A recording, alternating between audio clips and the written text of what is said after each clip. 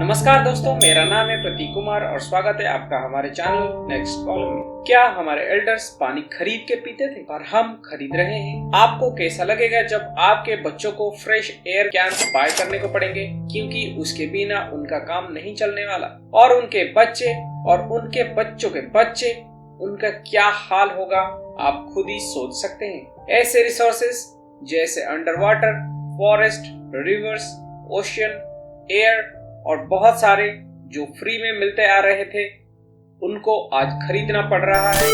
इसके लिए कौन जिम्मेदार है? जैसे हम हाउस रेंट के लिए एक बजट सेट करते हैं, वैसे ही एयर कैंस के लिए हजारों रुपए हर महीना हमारे बच्चों को खर्च करने पड़ेंगे, क्योंकि फ्री में तब फ्रेश एयर नहीं मिल रही होंगी। फ्रेश एयर एक रेयर चीज बन के रह जाएगी। और ऐसा होगा नहीं, हो रहा है। वाइटलिटी एयर जैसे कंपनीज जो फ्रेश एयर सेल करते हैं 2015 में $30,000, 2016 में $230,000 और 2018 में $5 लाख का सेल कर चुके हैं। बस इंडिया में ऐसी नौबत आई नहीं है, पर आने में देर नहीं लगेगी। फ्री के पोल्यूटेड एयर बॉडी को हार्म कर रहा है। जब दिल्ली वाला ऑड इवन फॉर्मूला सफिशिएंट काम नहीं करेगा, फिर क्या होगा? बैंगलोर और दिल्ली जैसे शहरों के एयर पोल्यूशन लेवल सांस लेने लायक नहीं रहता दिसंबर से लेके मार्च तक हर साल, जो कि सबसे वर्स्ट है। एयर क्वालिटी इंडेक्स 50 से नीचे हो तो ओके होता है, और जितना ऊपर जाता है उतना ही खराब। पूरे वर्ल्ड में इंडिया मोस्ट पॉल्यूटेड कंट्रीज के लिस्ट में नंबर 2 पे है आफ्टर चाइना। आइए इसको समझते हैं।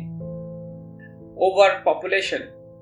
बड़े बड़े शहरों में पॉपुलेशन ज्यादा होता है, क्योंकि वहाँ एक छोटे से जगह में कैपेसिटी से ज्यादा लोग रहते हैं और वो फैलाते हैं बहुत सारे वेस्ट मटेरियल्स। एक छोटी सी जगह में चलती है बहुत सारी गाड़ियां और उससे निकलती हैं बहुत सारे कार्बन डाइऑक्साइड। बड़े बड़े सिटीज में होते हैं बहुत सारे कंस्ट्रक्शंस और उससे निकलती है बहुत सारा पॉल्यूशन। और ऐसे जगहों में ट्रीज ना होने के कारण प्योर ऑक्सीजन भी अच्छे से मिल नहीं पाता। क्या गवर्नमेंट को इतने कम जगह में इतने ज्यादा लोगों को रहने के लिए अलाउ करना चाहिए? ऐसी चीज बैन ना होने से ही होते हैं बहुत सारी बीमारियां। WHO के हिसाब से एयर पोल्यूशन से कई तरह के डिजीज होते हैं, like stroke, heart disease, lung cancer and many more. 53% kids को लंग्स डिजीज है ऐसे पॉल्यूटेड सिटीज में रहने से, लाइक दिल्ली, मुंबई और बैंगलोर। क्या आपको पता है इंडिया में 7 लाख प्री मैच्योर बेबीज की डेथ हो जाती है सिर्फ एयर पोल्यूशन के कारण।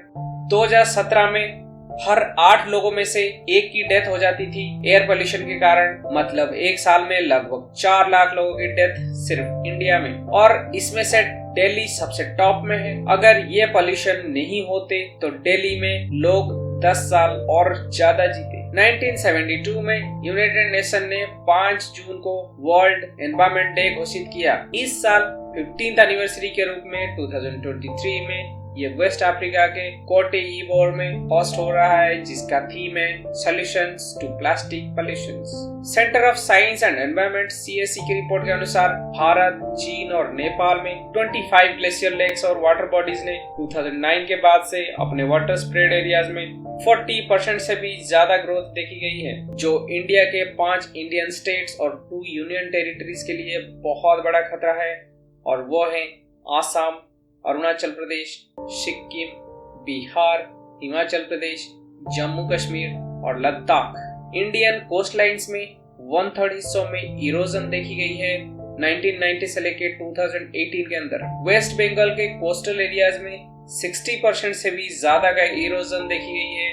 मतलब जमीन कम हो रहा है और पानी ज्यादा, और ये इंक्रीज करती है नंबर्स ऑफ साइक्लोन्स को, सी के वाटर लेवल को, क्योंकि अकेले चाइना ने 22,000 डैम्स बना लिया है 1950 से लेके अब तक। पूरे वर्ल्ड का आधा जो सिर्फ चाइना में बनी है। पानी में heavy toxic metals like lead, iron, निकल, कैडमियम, आर्सेनिक, क्रोमियम और कॉपर मिल रहे हैं, जो कि ह्यूमन बॉडी के लिए बहुत ही खतरनाक है। 45 से 64% इंडिया के फॉरेस्ट बन जाएंगे climate hotspot by the end of 2030 and 100% by the end of 2050।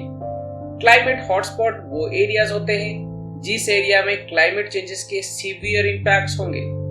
India में 2019 से 2020 3.5 million ton of plastic waste generate हुआ था, जिसमें से ओनली 12% रिसाइकल हुआ था और 20% जला दिया गया, जबकि बाकी 68% प्लास्टिक वेस्ट का कोई इंफॉर्मेशन नहीं है जो कि शायद जला या दफना दिया गया होगा। तो आप सोच सकते हैं कि यह हमारे सॉइल के लिए भी कितना खतरनाक है।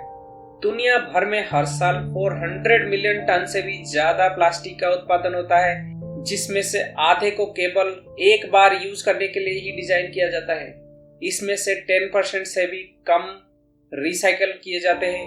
लगभग 23 मिलियन टन ईयरली झीलों, नदियों और समुद्रों में मिल जाते हैं। माइक्रोप्लास्टिक्स टाइनी प्लास्टिक पार्टिकल्स होते हैं जो 5 mm डायमीटर के होते हैं। वो फूड, वाटर और एयर में मिल जाते हैं। फेंके गए और जलाए गए सिंगल यूज प्लास्टिक हार्म करता है ह्यूमन हेल्थ को, बायोडाइवर्सिटी को और पल्यूट करता है हर वो इकोसिस्टम को जो फैले हुए हैं समुद्र की गहराई से लेके माउंटेन की ऊंचाई तक। कोटे इवोर के environment and sustainable development minister कहते हैं, the surge of plastic pollution is a visible threat that impacts every community. We are proud to champion diversity treatments for the plastic pandemic. Netherland के environment minister कहते हैं, plastic pollution and its detrimental impacts on health, the economy and the environment cannot be ignored. Urgent action is required. At the same time, we need true, effective and robust solutions. As part of the several policies aimed at plastics, the Netherlands and the European community at large are fully committed to reduce the production and consumption of single-use plastic, which can and must be replaced with durable and sustainable alternatives. आज के date में कोटे Ivor 100% single use plastic free है। क्या हम भी अपने India में ऐसा नहीं कर सकते? क्या हम अपने फ्यूचर जनरेशन को अच्छी जिंदगी नहीं दे सकते? 100% नहीं तो शुरुआत ही सही। इसका रिस्टोरेशन बहुत तरीके से किया जा सकता है। फॉर एग्जाम्पल, एक्टिवली ज्यादा से ज्यादा ट्री प्लांटिंग किया जाए, अपने फ्रेंड्स और नेबर्स के साथ अपने एरियाज को क्लीन अप करा जाए, लोकल बीचेस को क्लीन करा जाए, पानी का कम से कम यूज करा जाए, एनर्जी एफिशिएंट अप्लायंसेस को यूज किया जाए और ई वेस्ट रिसाइकल करा जाए। आज से ही हमें देर ना करके एक न्यू प्रैक्टिस अडॉप्ट करना चाहिए। जब भी हम घर से मार्केट की तरफ निकले कोई भी चीज लेने के लिए, तो हम एक नॉन प्लास्टिक थैला घर से लेकर निकले और प्लास्टिक को नो करें। ऐसी छोटी छोटी स्टेप्स ही हमें आगे बढ़ने में और हमें जो चीज फ्री में मिला है हम उसको अपने नेक्स्ट जनरेशन को उसी फॉर्म में छोड़ के जाएं, ना कि उसे बर्बाद करके। वरना हम अपने फ्यूचर जनरेशन को क्या देके जाएंगे? अगर आपने अपनी जिंदगी में थोड़े से भी चेंजेस किए हैं एनवायरनमेंट को बचाने के लिए, तो हमें उसके बारे में कमेंट सेक्शन में जरूर लिखिए। चैनल को सब्सक्राइब करें। आज के लिए इतना ही हमारे चैनल नेक्स्ट कॉलम में। मेरा नाम है Prateek. Thank you so much. Take care. Bye bye.